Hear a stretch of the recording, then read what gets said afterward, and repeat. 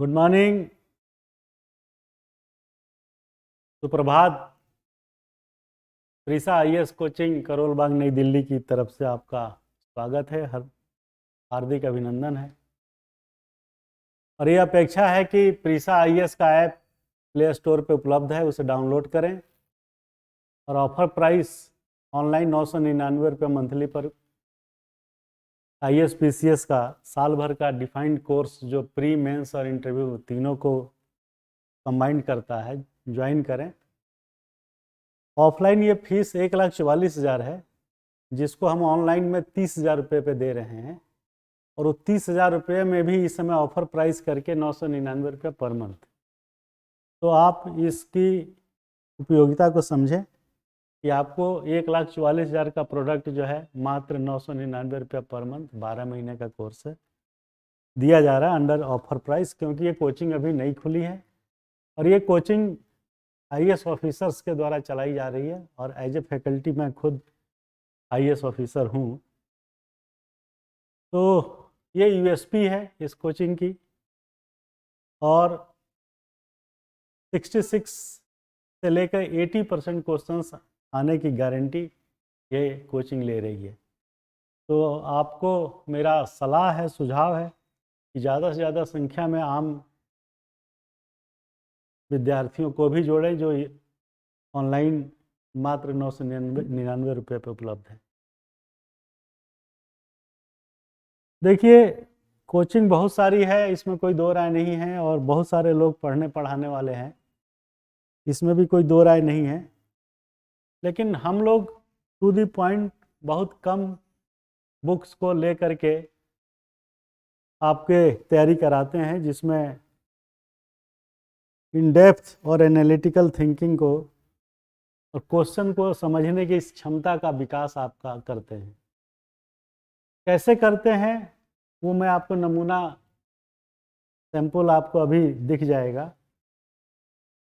पिछले साल 2022 का आईएएस का मेंस का क्वेश्चन पेपर मैं डिस्कस करूंगा इकोनॉमिक्स का, और उसमें छुपी हुई जो टेक्निक्स है उसके बारे में हाईलाइट करूंगा। तो प्रीसा आईएएस का ऐप डाउनलोड करके आप ज्वाइन कर सकते हैं लाइव क्लासेस। अभी हम यूट्यूब पे हैं, लेकिन आपसे उम्मीद है कि आप 5 जनवरी तक डाउनलोड करके आप उस पर आ जाएंगे। और हम उस दिन 6 तारीख से यूट्यूब के बजाय ऐप पे प्रीसा आईएएस ऐप पे आ जाएंगे। तो चलिए शुरुआत करते हैं इस शुभकामनाओं के साथ कि आप जहाँ भी रहें खुश रहें, आबाद रहें और आपकी मनोकामना पूरी हो। बस इतना सा ख्वाब है, इतनी सी दुआ है कि आप सफल हो। और सफलता के लिए प्रीसा आईएएस के साथ जुड़े, ये हमारी सलाह है, ये हमारी अपेक्षा है।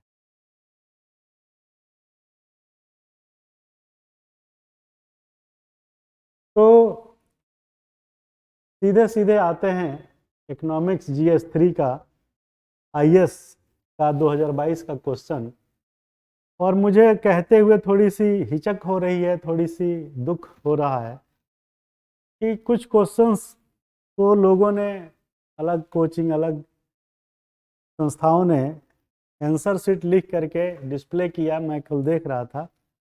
अब बुरा मत मानिएगा, वो आंसर तो सही था लेकिन क्वेश्चन के अनुरूप नहीं था। क्वेश्चन का अनुरूप नहीं था और वो राइटिंग जो आंसर में दी गई थी वो सही था, लेकिन वो क्वेश्चन के साथ कोरिलेट नहीं कर रहा था। तो आप बताइए, आपसे पूछा गया एक्स, तो आप जवाब देंगे एक्स का ना, वाई का जवाब तो देंगे नहीं। और यही कारण है कि क्वेश्चन को ठीक से नहीं समझने की गलती के वजह से आपका स्कोर जो है घट जाता है, आपका स्कोर कम हो जाता है। और वो स्थिति तब दिखाई पड़ रही है जब हम ये देख रहे हैं कि पढ़ने पढ़ाने वाले राइटिंग में जो आंसर दे रहे हैं वो तक गलत है। गलत इसलिए है क्योंकि क्वेश्चन वो पूछ ही नहीं रहा है जो आप आंसर लिख रहे हैं। हम उदाहरण के तौर पे जो क्वेश्चन कल मैं देख रहा था किसी का आंसर वीडियो, उस पे आते हैं। और पहला क्वेश्चन ये आईएएस का 2022 का है, सामान्य अध्ययन प्रश्न पत्र 3 सिविल सर्विसेज मेंस एग्जामिनेशन। आप भी देखिए क्वेश्चन पेपर कैसा आता है, आइडिया लगेगा कि इसमें कितनी जो है गूढ़ता है। और बीपीएससी का स्टाइल भी इस बार 67 का हमने देखा कि आईएएस के पद चिन्हों पे चल रहा है। उसके मेंस के क्वेश्चन जो है आईएएस में पूछे जाने वाले क्वेश्चन के बराबर स्टैंडर्ड का है। अगर आपने ठीक से नहीं पढ़ा, ठीक से पढ़ना एक चीज़ है यार, पढ़ तो सभी लेते हैं, लेकिन उस पढ़ाई को रिकॉल करना 3 घंटे के अंदर इतने प्रेशर में, ये कलाकारी है ना। तो 3 घंटे का समय होता है आईएएस का, ये पेपर है प्रश्न 3। और आप देखिए, अब आप देखिए कि इसमें जो है 150 शब्दों में आंसर लिखना है, 1 से 10 तक के प्रश्नों का, और 11 से 20 जो है 250 में लिखना है, और कोई चॉइस नहीं है। All questions are compulsory. देखिए ऑल क्वेश्चंस आर कंपल्सरी, आपको ऑप्शन नहीं मिलेगा इसमें, आपको ऑप्शन नहीं मिलेगा कि कोई क्वेश्चन के जगह पे आप कोई क्वेश्चन कर दें। सारे प्रश्न जो है अनिवार्य हैं। और जिसका 250 में आंसर लिखना है उसको 250 में ही लिखेंगे, और उसका मार्क्स जो है अलग अलग है सबका।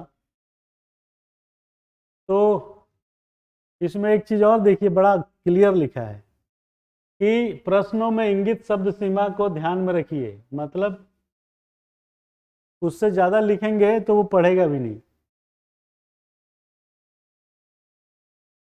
तो आप इस क्वेश्चन का जो इंस्ट्रक्शन है वो आप समझ लीजिए। आप सीधे क्वेश्चन पे आ जाइए। तो पहला क्वेश्चन है कि बुनियादी ढांचागत परियोजनाओं में सार्वजनिक निजी साझेदारी पीपीपी पब्लिक प्राइवेट पार्टनरशिप की जरूरत क्यों है। अब आप देखिए इसमें क्या हुआ, बुनियादी ढांचागत परियोजनाओं।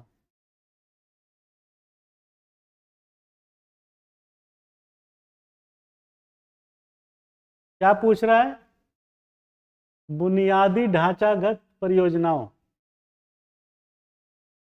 में पीपीपी की आवश्यकता क्यों है।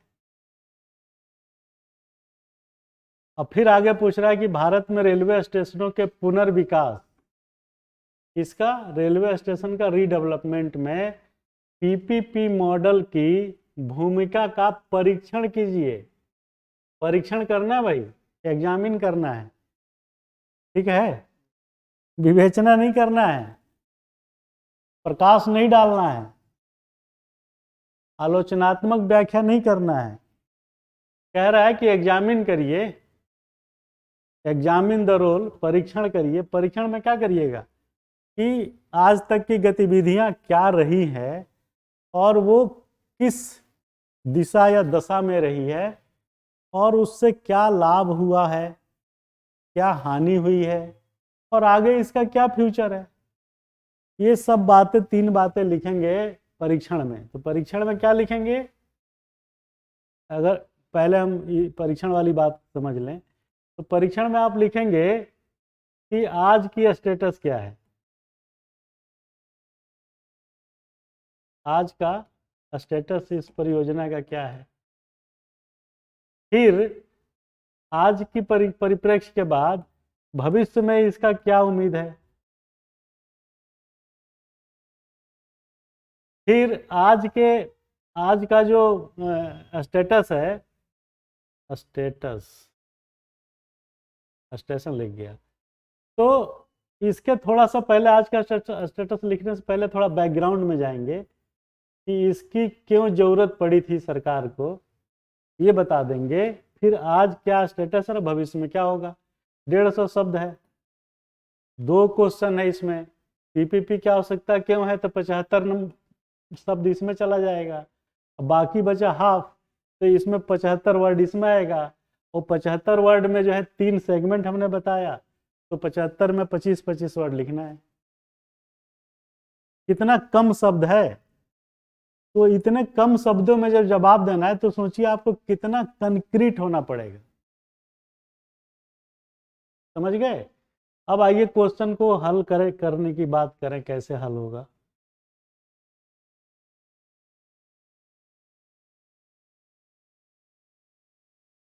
तो पहले आपको लिखना पड़ेगा बुनियादी ढांचागत परियोजनाएं क्या है, इसको डिफाइन करिए। फिर आते हैं पीपीपी की जरूरत क्यों है, तो आप आंसर में लिखेंगे 75 वर्ड है इसमें, और 75 नीचे वाला चला गया, तो 75 में भी ये 2 पार्ट है, बुनियादी ढांचा और ये, तो इसमें लिखिएगा 15 से 20 वर्ड, और इसमें लिखिएगा 55 वर्ड, हो गया 75। लिखेंगे क्या वो मैं बता देता हूँ। आप लिखेंगे कि बुनियादी ढांचागत परियोजनाएं में आधारिक संरचनाओं को, इंफ्रास्ट्रक्चर हिंदी में, आधारिक संरचनाओं को क्रिएट किया जाता है, पैदा किया जाता है, जो किसी भी अर्थव्यवस्था की रीढ़ होती है।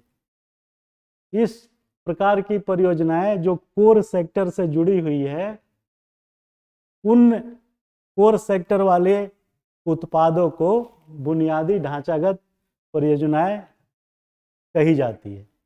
तो आपने इतनी सी बात बताना है, बस 20 वर्ड हो गया। बुनियादी ढांचागत परियोजनाएं वे परियोजनाएं होती हैं जिनका संबंध सीधे सीधे कोर सेक्टर से जुड़ा होता है, जो आधारिक संरचना को पैदा करके देश की अर्थव्यवस्था को मजबूती देती है, और यह अर्थव्यवस्था की रीढ़ होती है। बस खत्म, इतनी सी बात लिखना है इसमें। बुनियादी ढांचागत परियोजनाएं क्या होती है थोड़ा बताना पड़ेगा ना, भाई इतना लिखिए। उसके बाद कह रहा है कि इस परियोजनाओं को बनाने के लिए पीपीपी की आवश्यकता क्यों है। चूंकि आगे क्वेश्चन रेलवे स्टेशन के संदर्भ में पूछ रहा है, यानी भारत बुनियादी ढांचागत परियोजना कौन सी, रेलवे स्टेशन का पुनर्विकास, तो आप क्यों है में सब पे मत जाइए, फोकस करिए रेलवे को, क्योंकि अगला सवाल ये जुड़ा हुआ है उसी से। 2 अलग अलग होते हुए भी एक तरीके से संदर्भ है कि रेलवे स्टेशनों के विकास के पीपीपी मॉडल की भूमिका का परीक्षण करना, मतलब कि पीपीपी की जरूरत रेलवे स्टेशन के पुनर्विकास में क्यों है। जो क्यों पूछ रहा है ना, ये पूछ रहा है कि बुनियादी ढांचागत परियोजनाओं में इसकी क्यों है पीपीपी, और रेलवे स्टेशन के पुनर्विकास में फिर पीपीपी मॉडल। तो आपको बताना यह है कि पीपीपी की जरूरत रेलवे के संदर्भ में क्यों है। अब आप यहीं पे मिसमैच कर जाएंगे, कोरिलेशन तोड़ देंगे। पहले भी हम कई बार बता चुके हैं कि कोरिलेशन, सहसंबद्धता, तो कोरिलेट करेंगे आप रेलवे से भैया।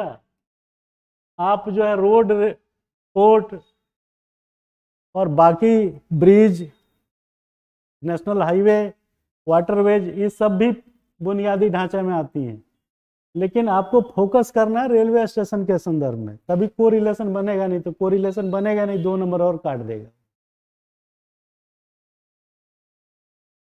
तो मेरी बात आप समझ रहे हैं, और ऐसा समझाने बताने वाला रेयर होगा।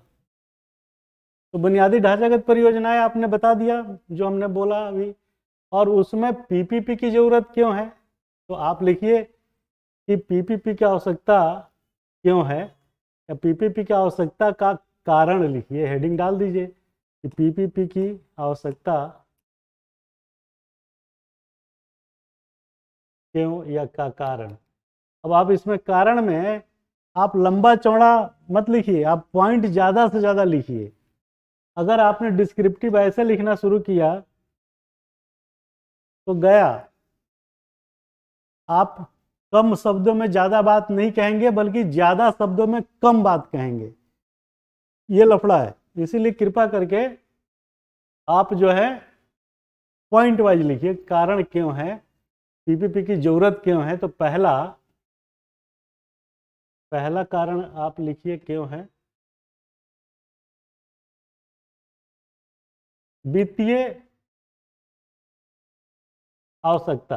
पहला हो गया फाइनेंशियल जरूरत। भारत सरकार के पास इतना पैसा नहीं है कि वो खुद विकास कर सके, तो वो चाहती है कि प्राइवेट प्लेयर भी हमारे साथ हाथ मिलाए और रेवेन्यू शेयरिंग मॉडल पे इसमें काम करें, क्योंकि सरकार की प्रायोरिटी अलग अलग है, उसके लिए धन पहले चाहिए।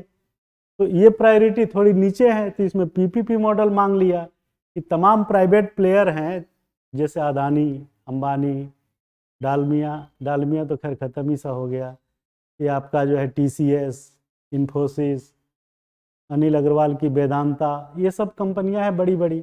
तो उनमें से कोई, ये तो बहुत बड़ी है, इनसे भी छोटी क्यों चाहिए? क्योंकि वित्तीय स्थिति सरकार की बहुत अच्छी नहीं है, पहला। दूसरा, पारदर्शिता। जब पीपीपी मॉडल इसलिए जरूरी है क्योंकि ट्रांसपेरेंसी रहे सिस्टम में और भ्रष्टाचार की उम्मीद घट जाए, क्योंकि सरकारी कार्यालयों के साथ, सरकारी ऑफिसों, सेवकों के साथ प्राइवेट आदमी जुड़ेगा तो एक तरीके से वो प्रहरी का काम करेगा कि आप अकेले तो कुछ कर नहीं सकते, ये सबसे बड़ी बात है। तो उसका शेयर है ना, इक्विटी है, तो वो आप पे निगरानी रखेगा ना, अरे साहब ऐसे कैसे कर सकते हैं। तो पारदर्शिता के लिए जरूरी है। तीसरा, भ्रष्टाचार पे अंकुश लगेगा उस परियोजना में, क्योंकि प्राइवेट आदमी आपके साथ जुड़ा हुआ है। चौथा जो है टेंडरिंग से काम होगा, ओपन टेंडर होगा, उस पर आपके साथ वो जुड़ के कंट्रोल मैकेनिज्म की तरह काम करेगा।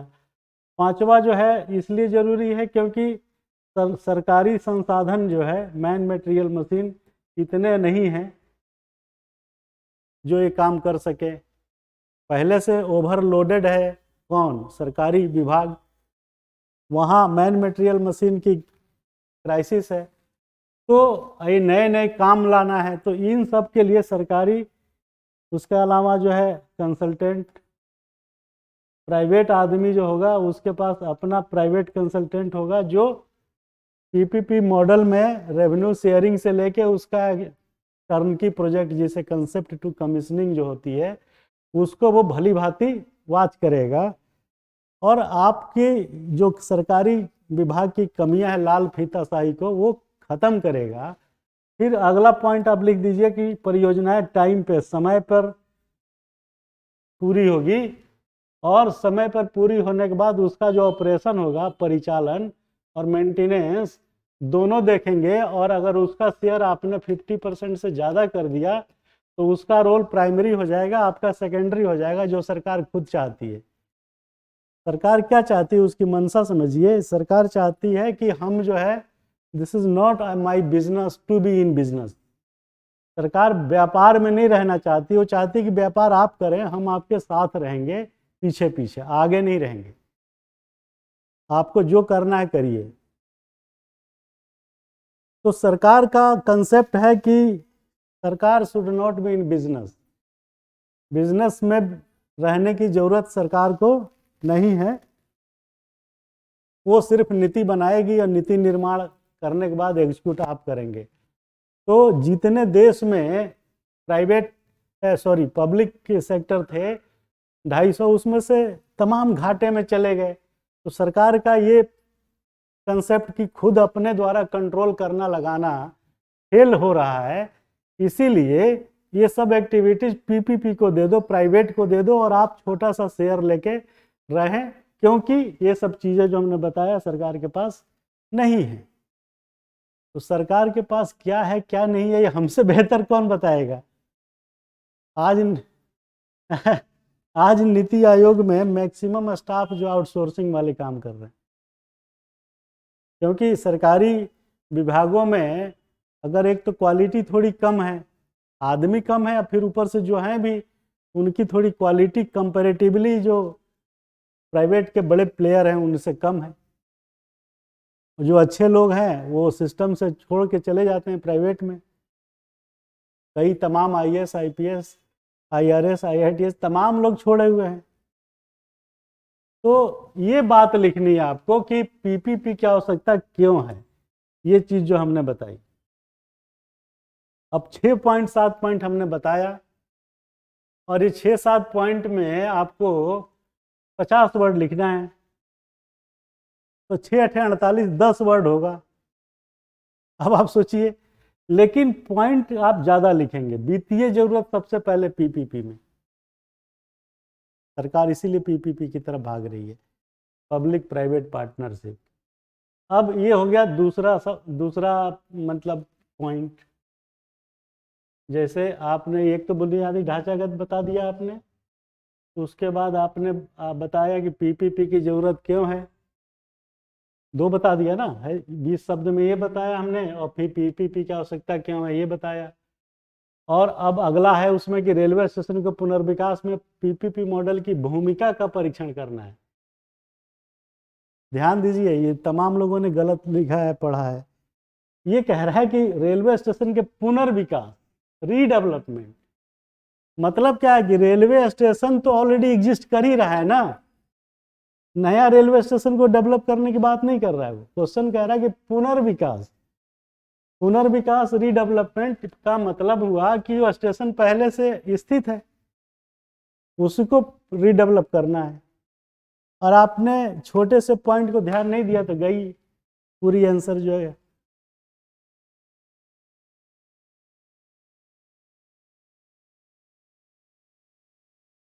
तो रेलवे स्टेशनों के पुनर्विकास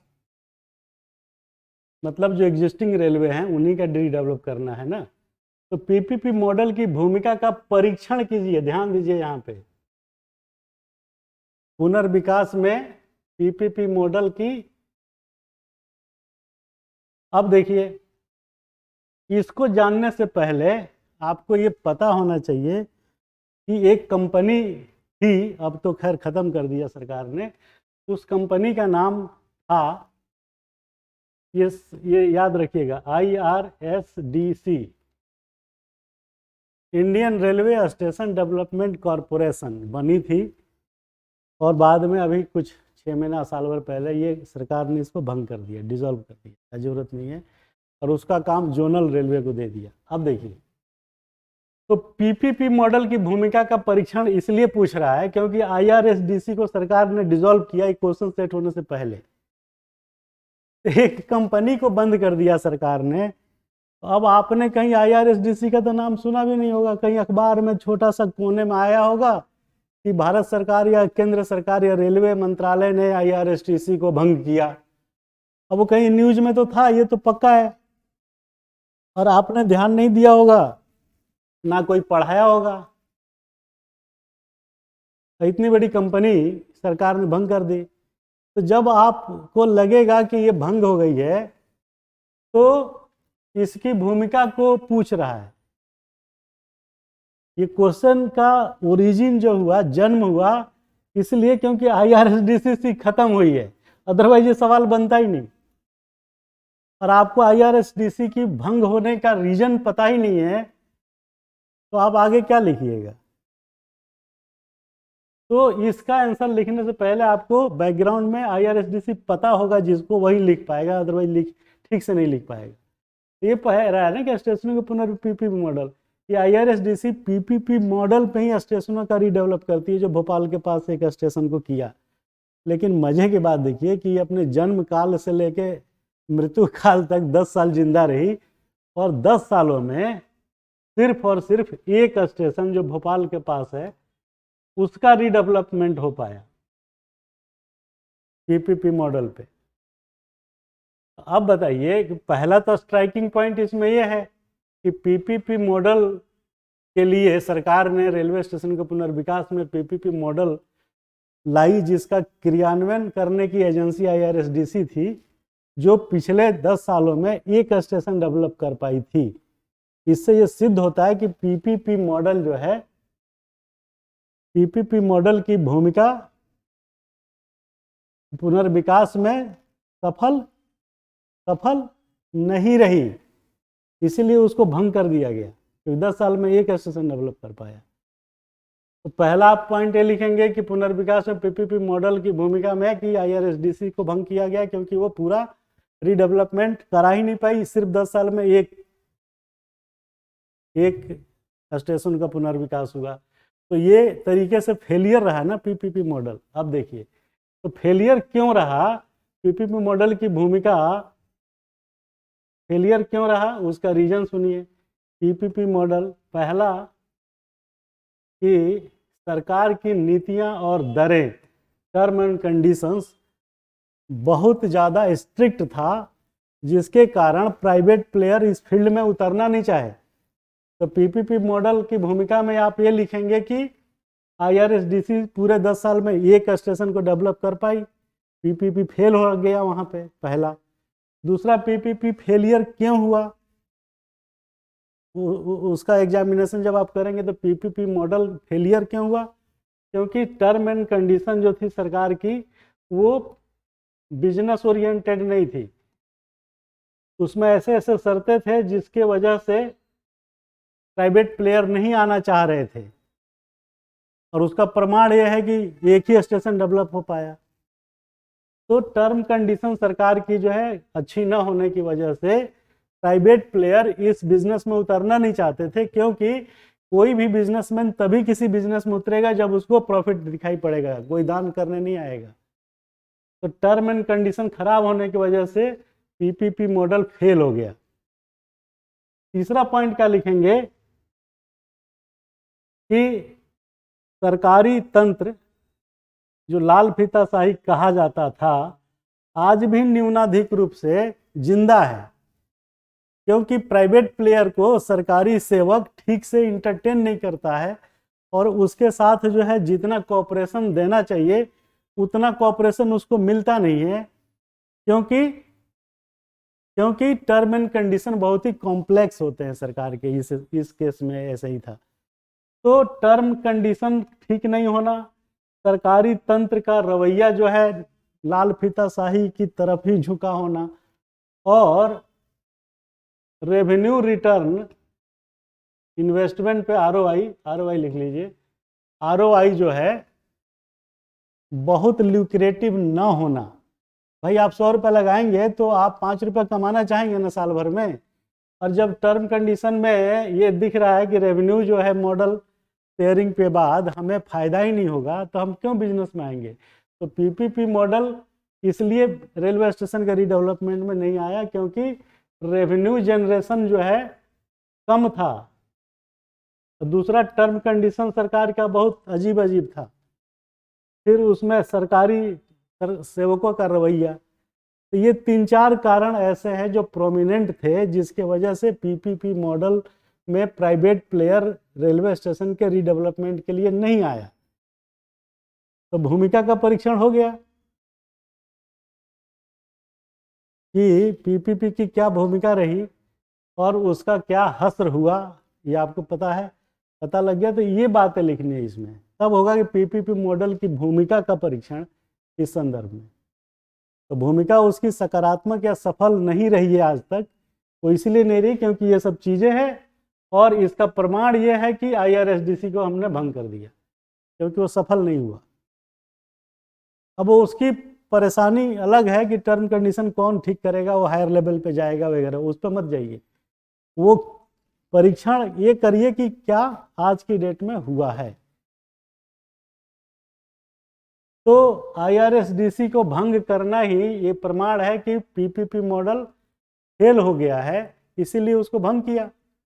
अब फेल क्यों हुआ है उसका रीजन ये है। तो इसका एग्जामिनेशन आपने कर दिया, परीक्षण की इसकी क्या भूमिका रही है, तो ये सब बातें आपको जो है लिखनी है।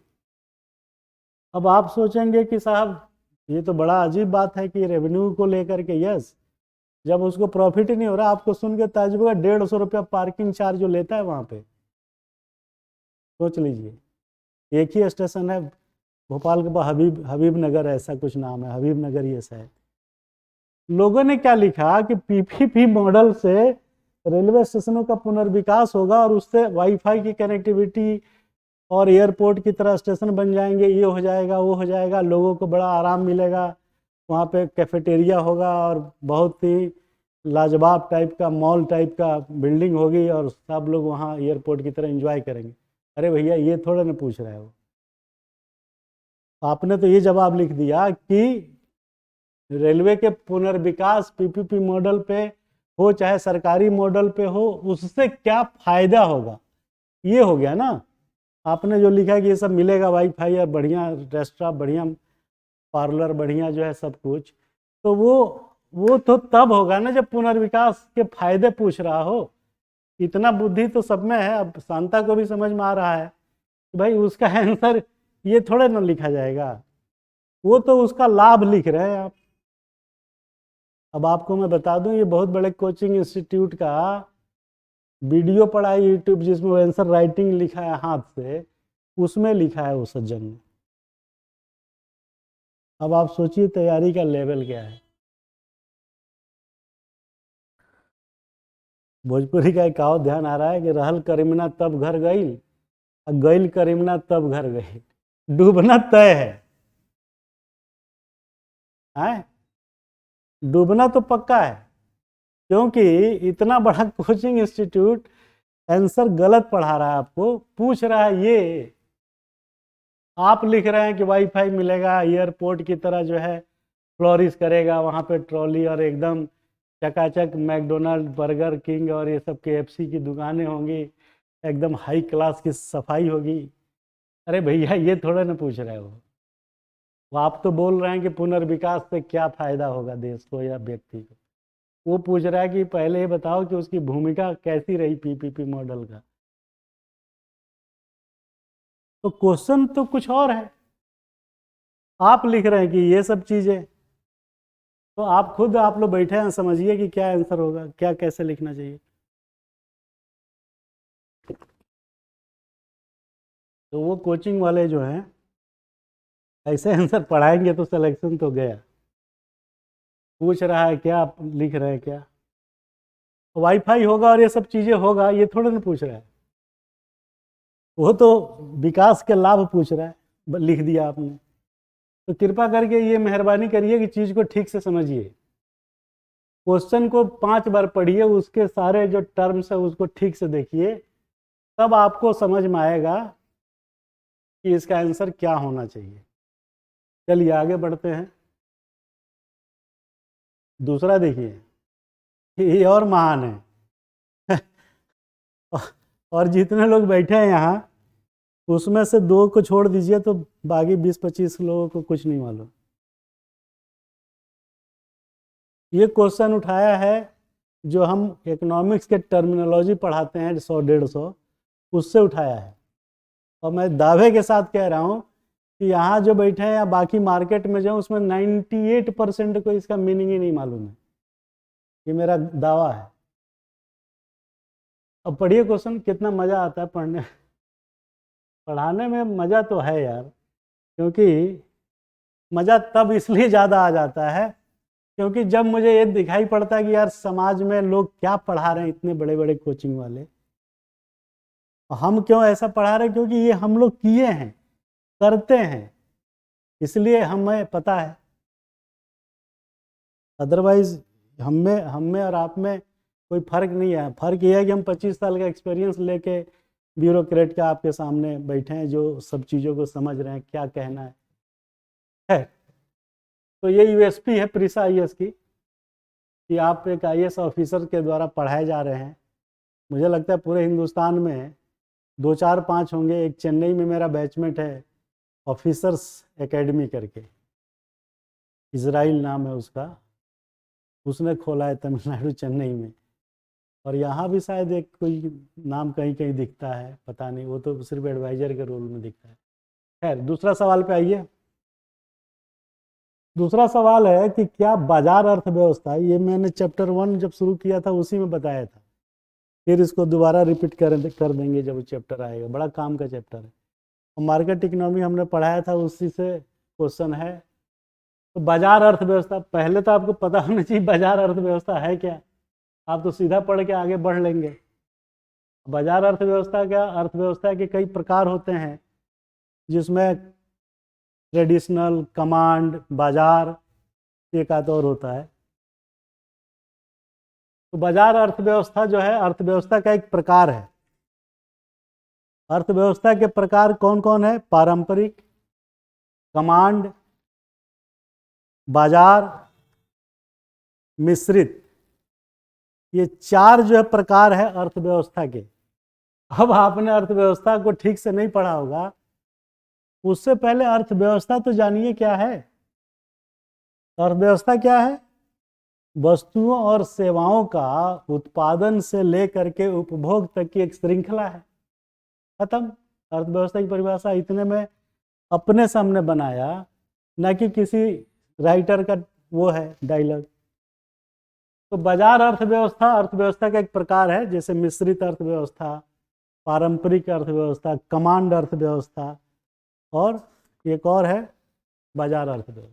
चार प्रकार की अर्थव्यवस्था होती है, लिख लीजिए, काम आएगा।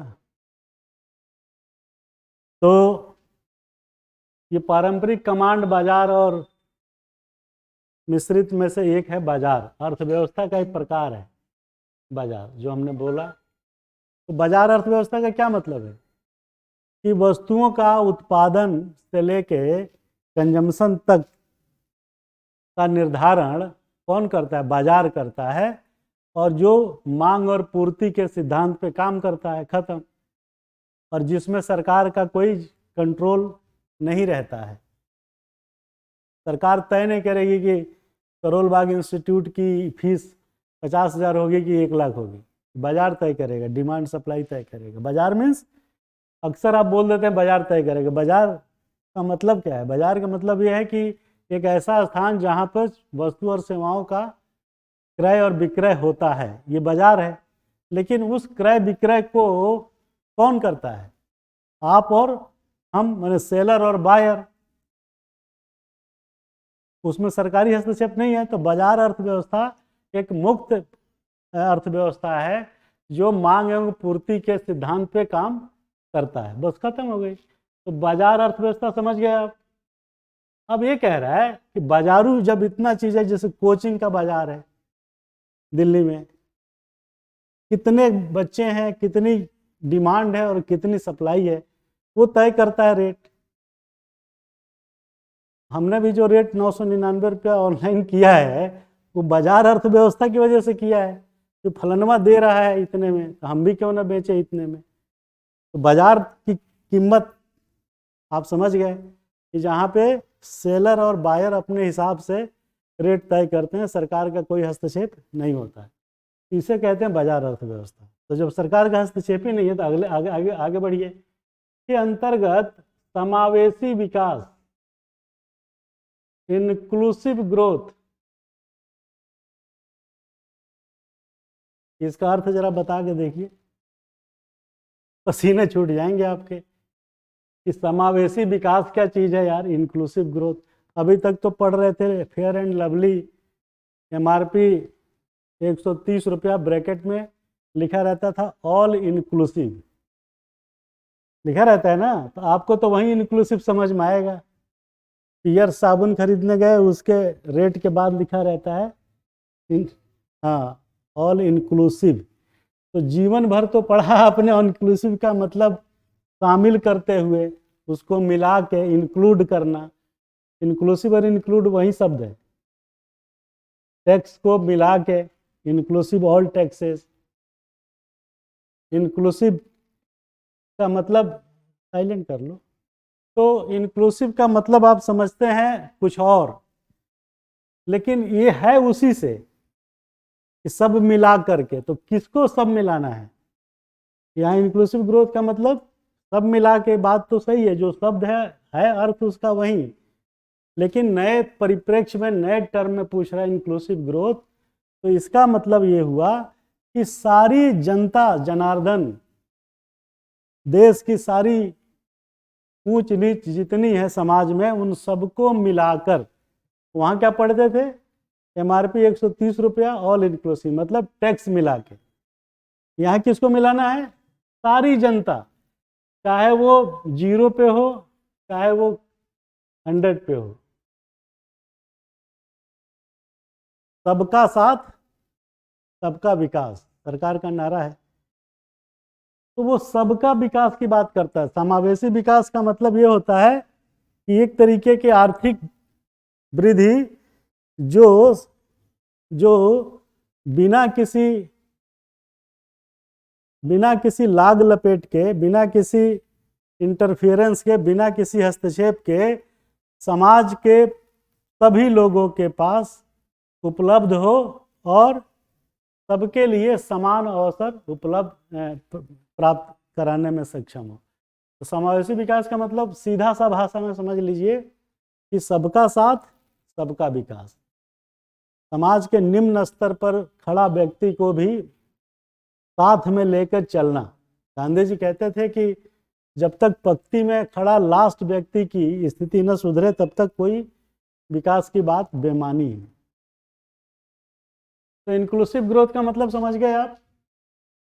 समावेशी विकास मतलब समाज के अक्रॉस द सोसाइटी, समाज के हर आदमी की, चाहे वो निम्न हो चाहे उच्च हो, सबका विकास की बात किया जाए और सबको अपॉर्चुनिटी समान रूप से मिले, इसे कहते हैं समावेशी विकास।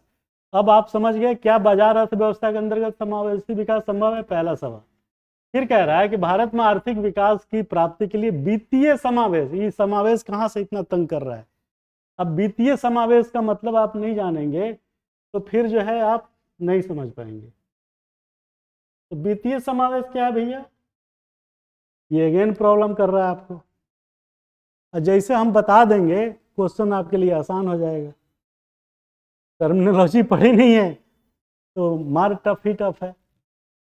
तो वित्तीय समावेश का मतलब ये होता है कि गरीबों को वित्तीय सुविधाएं प्रदान कराना, समान अवसर के रूप में उसको भी वित्तीय मदद पहुंचाना, जिससे वो गरीब आदमी बकरी भेड़ खरीद के उसको पाले और अपनी जीविका का उपार्जन करे।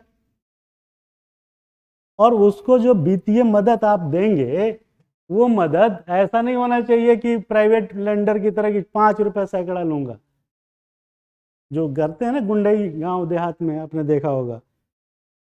बाद में तो कुछ कंपनियों ने वो कौन सा कलेक्शन एजेंट बन गए थे, उस पर सुप्रीम कोर्ट ने काफ़ी तगड़ा बोला कि नहीं आप नहीं कर सकते ऐसे, किसी को गुंडई के बल पे पैसा वसूल नहीं सकते। पैसा जब दिए थे तब क्यों नहीं सोचे थे?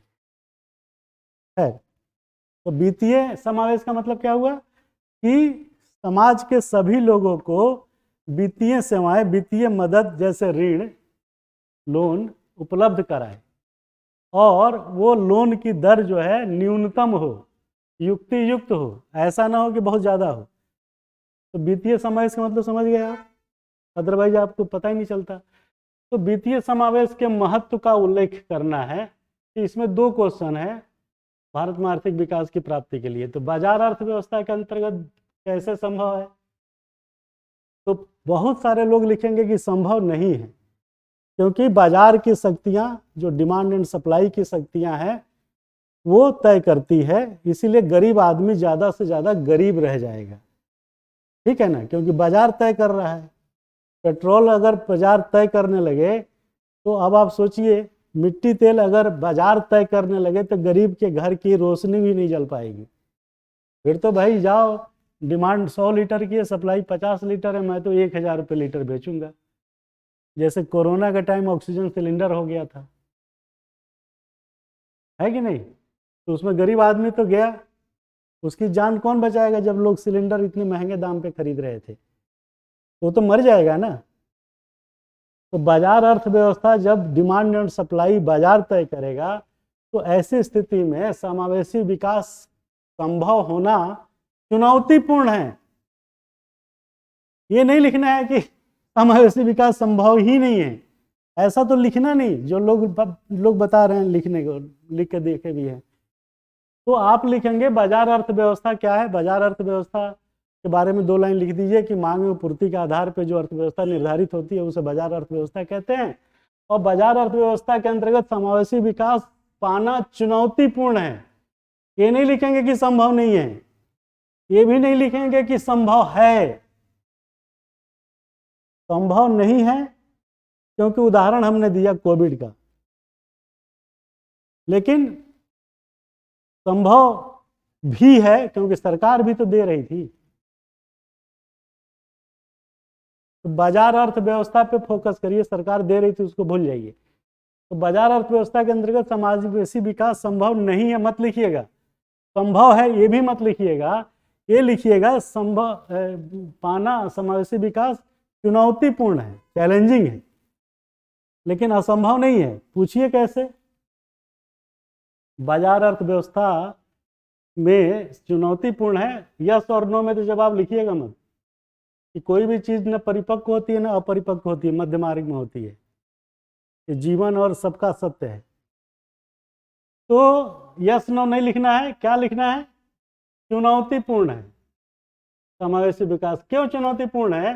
क्योंकि समाज के निचले स्तर पे खड़ा व्यक्ति जो अनस्किल्ड है, उसको बाजार का अर्थव्यवस्था जो मांग एवं पूर्ति से तय कर रही थी के लिए अवसरों की संभावना या अवसरों की उपलब्धता नहीं रह जाती है, क्योंकि उसके पास उतना पैसा ही नहीं होगा जो खरीद पाए। डिमांड सप्लाई का खेल है। फिर भी समावेशी विकास चुनौतीपूर्ण है क्योंकि सबसे लोएस्ट पायदान पे नीचे खड़ा व्यक्ति को बाजार अर्थव्यवस्था में जिंदा रहना बड़ा मुश्किल है, क्योंकि उसके पास वित्त सुविधा नहीं है। ठीक है। उसके बाद आप लिखेंगे कि चुनौतीपूर्ण होने का कारण आपने बताया, फिर लिखेंगे कि विकास संभव है। चुनौतीपूर्ण तो था जो हमने पहले बता दिया, अब किस तरीके से पाना चुनौतीपूर्ण है और संभव है? तो संभव है इस पे जोर ज़्यादा दीजिए, अदरवाइज सरकार कहेगी कि हम क्या बेवकूफ़ बैठे हैं 75 सालों से या 10 सालों से, हमने स्कीम लगाया है, तो तुम्हें क्या लग रहा है कि हम मूर्ख हैं? आपका वो नेगेटिव एटीट्यूड मान के नंबर कम दे देगा। तो चुनौतीपूर्ण है, यस नो नहीं लिखना, चुनौतीपूर्ण है।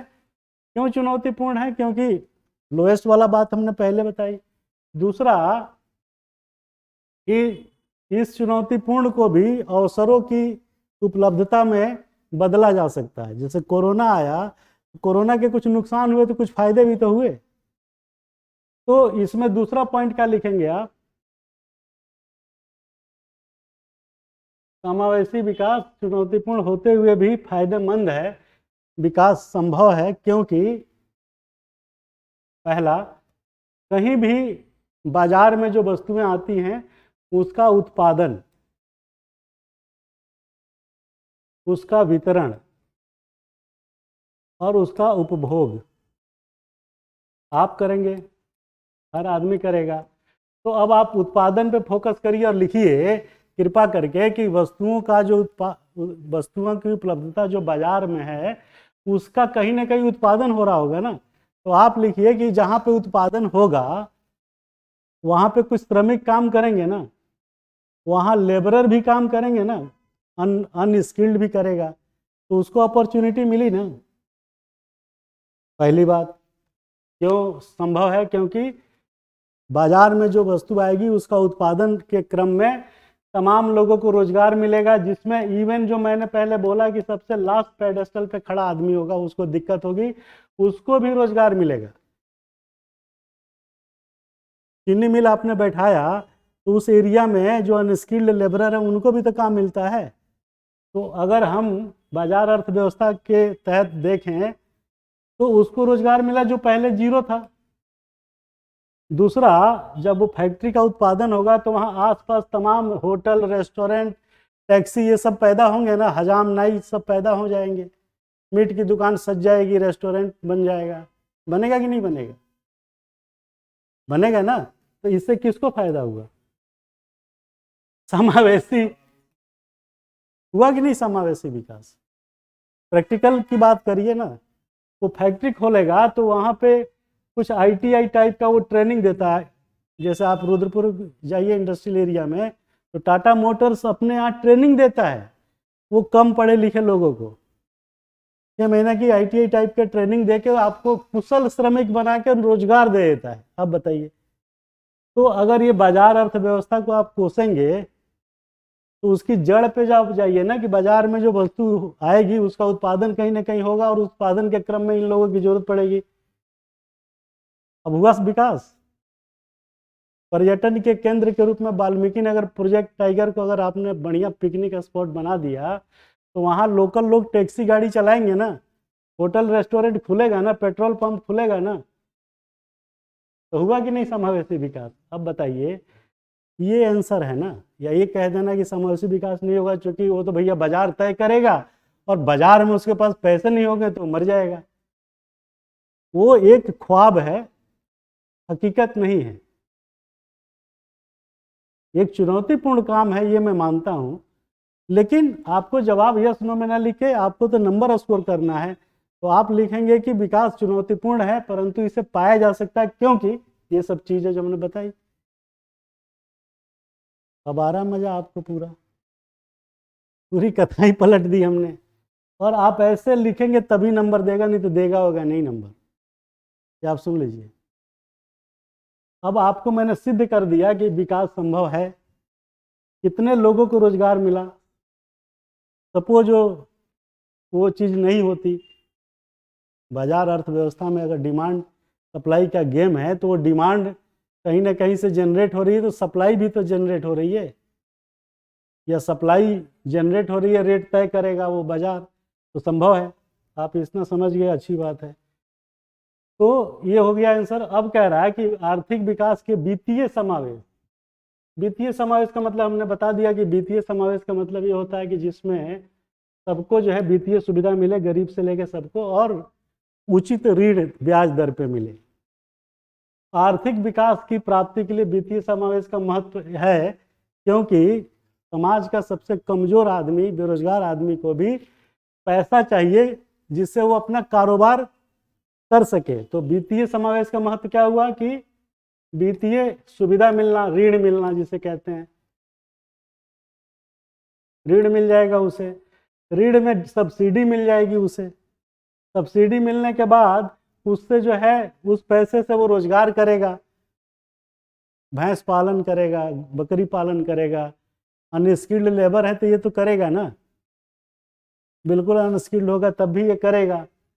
और सरकार द्वारा तमाम योजनाएं जैसे प्रधानमंत्री रोजगार योजना, रोजगार गारंटी योजना, PMRGY, किसान के लिए ऋण व्यवस्था जो है, लिबरलाइज्ड मनी जो वो लोन देती है सरकार किसानों को। RBI ने कह दिया कि आप इतना परसेंट लैंडिंग जो है उसके 2016 के एक्ट से कह दिया कि इतना परसेंट आप गांव के लिए रखेंगे। तो ये वित्तीय समावेश जो सरकार दे रही है विभिन्न रूपों में, इसके वजह से आर्थिक विकास की प्राप्ति होगी। किसके लिए? जो समावेशी विकास के लिए खड़े हैं। और सरकार ये सब चीज़ें कर रही है, PMRY, PMRGY, किसान ऋण योजना। RBI ने कह दिया कि इतना जो धन जो 18% जो है आपको लैंडिंग देना ही पड़ेगा, एक्ट में आ गया। तो सरकार ये सब कर रही है और इसके प्राप्ति के लिए, आर्थिक विकास की प्राप्ति फॉर द समावेशी विकास के लिए ये महत्व ये है। तो ये होगा पक्का आंसर, ठीक है। और जब आप इंपेरिकल लिखेंगे जैसे हमने उदाहरण के साथ बताया, तब आपको और मजा आएगा। तो सबसे पहली बात वह है कि आप पहले समझे चीज़ों को कि क्या पूछ रहा है और क्या लिखना है। और ये तभी संभव है जब आप ये सब टेक्निकल टर्म्स को समझेंगे, अदरवाइज बहुत मुश्किल होगा आपको। और ये जो आर्थिक विकास में वित्तीय समावेश, आप प्रैक्टिकली जाके देखिए, गांव में, छोटे शहरों में डेयरी फार्मिंग के लिए लोन मिल रहा है, गोकुल धन योजना, तमाम तरीके की प्रधानमंत्री रोजगार योजना, प्रधानमंत्री रोजगार गारंटी कार्यक्रम है, Mahatma Gandhi national rural employment scheme, ये तमाम सरकारी योजनाएं हैं जिसमें जो है किसी ने लिखा था कि सरकार जो है डायरेक्ट बेनिफिट ट्रांसफ़र दे रही है, उससे जो है उनकी स्थिति सुधर रही है। अरे भैया, वो फाइनेंशियल मदद नहीं है, सॉरी, वो फाइनेंशियल मदद है, वो बिजनेस करने के लिए वित्तीय समावेश नहीं है। अब आपको यही नहीं पता चल रहा है कि वित्तीय मदद, टर्म देखिए ना, बड़ा मजा आ रहा है इसको समझने समझाने में। टर्म देखिए, टर्म कह रहा है वित्तीय समावेश, ये नहीं कह रहा है कि वित्तीय ऋण। या वित्तीय मदद?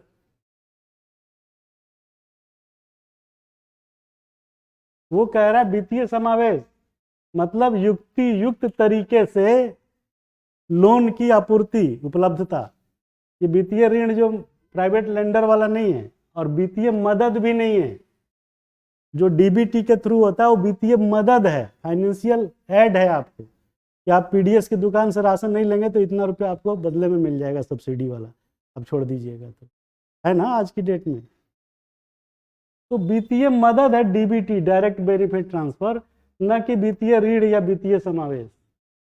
शब्दों का जाल को समझ लीजिए, अदरवाइज जो है आप डीबीटी भी के बारे में भी लिख के आ जाएंगे कि डायरेक्ट बेनिफिट ट्रांसफर या वित्तीय समावेश। वित्तीय समावेश का मतलब कुछ और है, लोन है, फाइनेंशियल एड नहीं है। तो ये सब शब्द समझेंगे तभी आप आंसर लिख पाएंगे। तो हमने बताया विकास संभव है, कैसे संभव वो बताया। आर्थिक विकास की प्राप्ति के लिए वित्तीय समावेश के महत्व को बताया हमने। वित्तीय समावेश कैसे वित्तीय मदद से अलग है, ये सब चीज़ें हमने बताई। और वो वित्तीय समावेश के महत्व का, उसके विकास, भारत के आर्थिक विकास मतलब आम जनता का आर्थिक विकास। भारत के विकास का मतलब ये मत समझ जाइएगा कि प्रधानमंत्री, राष्ट्रपति और सेक्रेटरी साहब का विकास। भारत का विकास का मतलब सबसे लोएस्ट पायदान पे खड़ा व्यक्ति का विकास, वो है भारत का विकास। तो ये सब चीज़ों को कंप्रिहेंसिव तरीके से जब आप समझेंगे तभी लिख पाएंगे अच्छा आंसर। नहीं तो देखो, अच्छा आंसर तो कुछ भी और कोई भी लिख सकता है, लेकिन वो वाकई एग्जामिनर की निगाह में कितना अच्छा वो तय करेगा ना। ये तो ऑडियंस तय करेगी कि आपका जो गाना और आपका डांस जो है कैसा रहा, सांस्कृतिक कार्यक्रम। आप तो बहुत अच्छा अच्छा करेंगे, हमारा मूल्यांकन तो आप करेंगे ना। तो 5 मिनट ब्रेक लेते हैं, फिर लौटते हैं 5 मिनट में दूसरे क्लास को लेकर के। तब तक के लिए आप कहीं मत जाइए, आते हैं ब्रेक के बाद।